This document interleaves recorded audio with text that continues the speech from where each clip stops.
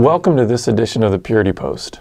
My name is Jonathan Daugherty, and I'm the director of Be Broken Ministries, a national outreach whose mission is healing sexual brokenness by God's grace, one story at a time.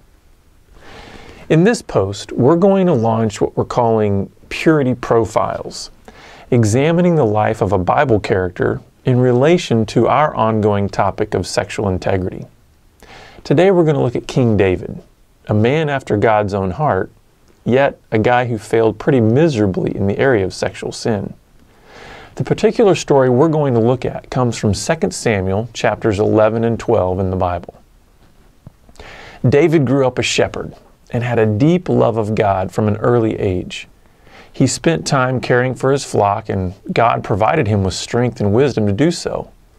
In one instance, even overpowering a bear that threatened his sheep. One day, when David was tending the sheep, he was summoned to come before the prophet Samuel.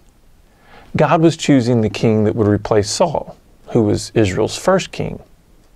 Although Samuel initially thought David's oldest brother should be king, since he was tall, strong, and handsome, God reminded the prophet that man looks at the outward appearance, but God looks at the heart.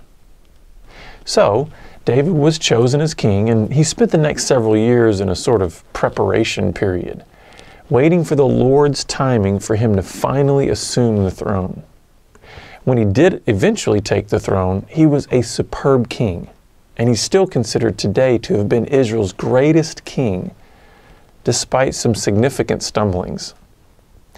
In 2 Samuel chapter 11, verse 1, we read, "In the spring of the year, the time when kings go out to battle, David sent Joab and his servants with him and all Israel, and they ravaged the Ammonites and besieged Rabbah. But David remained at Jerusalem. It happened late one afternoon, when David arose from his couch and was walking on the roof of the king's house, that he saw from the roof a woman bathing, and the woman was very beautiful." A few things are wrong with this picture. First, David shouldn't have even been at home. This was the time when kings go out to battle. David's a king. Why isn't he going out to battle? Second, David's bored. It's obvious he didn't stay home because he had piles and piles of work to do. He was lounging around on his couch, got bored, and started walking around on the roof. Finally, he got locked in on a woman bathing. Now, it wouldn't have been so terrible that he noticed her taking a bath, because it wasn't uncommon for the tub to be on the roof. But he stared long enough to determine that she was very beautiful. The story goes on by David inquiring about her, learning that she's Bathsheba, wife of Uriah. Apparently, none of that mattered to David. He summoned her to the palace and had sex with her. Everything is wrong with this picture. David allowed his lust to take over, and since he was king, he could do whatever he wanted. His lust, combined with his position of power, led him away from his previous devotion to God. That's how lust works. It blinds and deafens us to the truth. If having adulterous sex with Bathsheba wasn't enough, David soon gets word that their little late-night tryst resulted in pregnancy. David takes swift action to try and cover up his sin. He orders that Uriah, Bathsheba's husband, come to him. He makes small talk with him about the war, blah, blah, blah.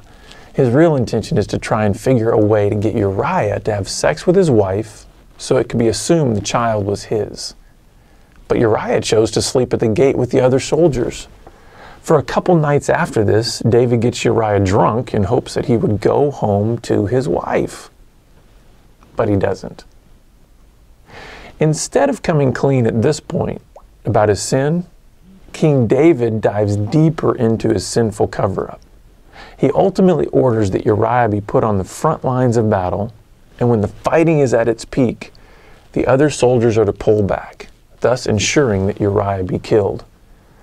The plan was successful, and Uriah was killed in battle.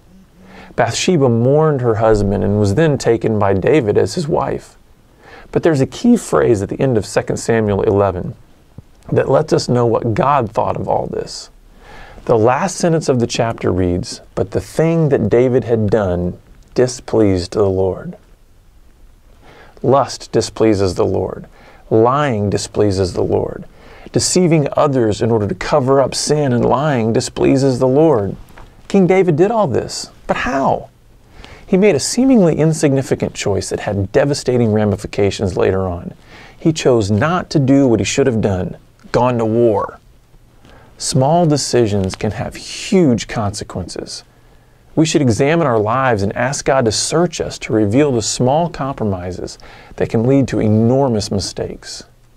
In the next post, we'll see what happened to David and how he dealt with the consequences that were sure to come.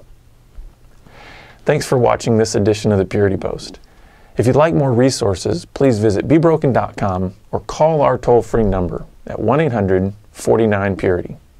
Keep pressing on.